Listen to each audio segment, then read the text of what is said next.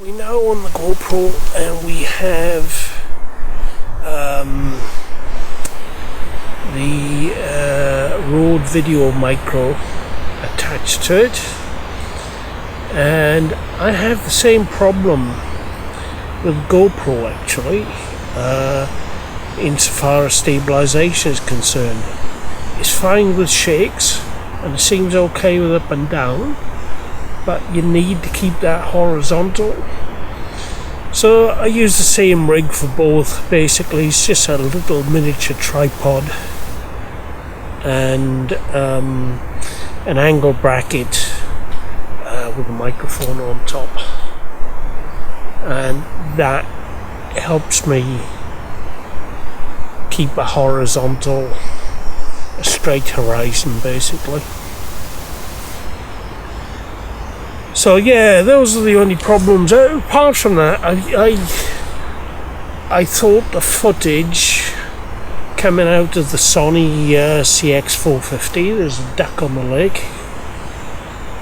Sorry about that, it's the first duck I've seen this morning, or this afternoon. And the rain is coming again. It won't last for long, there's blue sky up there. Anyway, where was I? So yeah, it was the footage is good. It can do 50 megabits per second. I've got it set up so it only does 28, and I think that's good enough for what I need. Again, we've got to look at storage, and we have to look at editing. I could edit 50 megabits per second easily enough. It's just a lot smoother with 28, and then there's the storage space. So, and I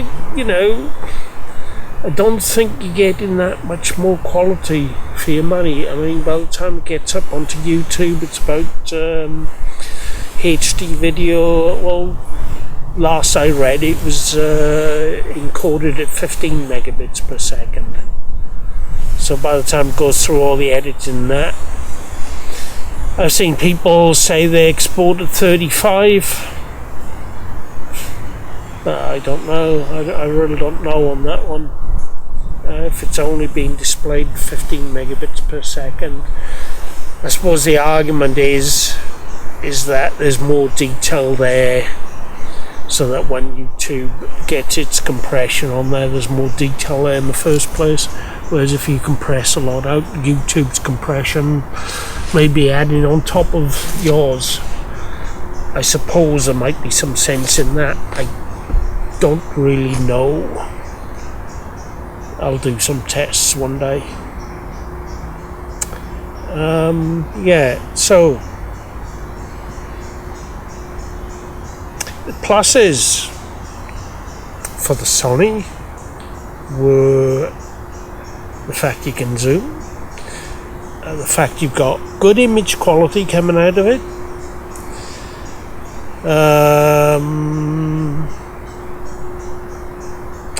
dynamic range seems a lot better. It's able to handle exposure better than the GoPro. Everybody knows GoPro footage, you get a bright light somewhere and it really fades out the rest of the image.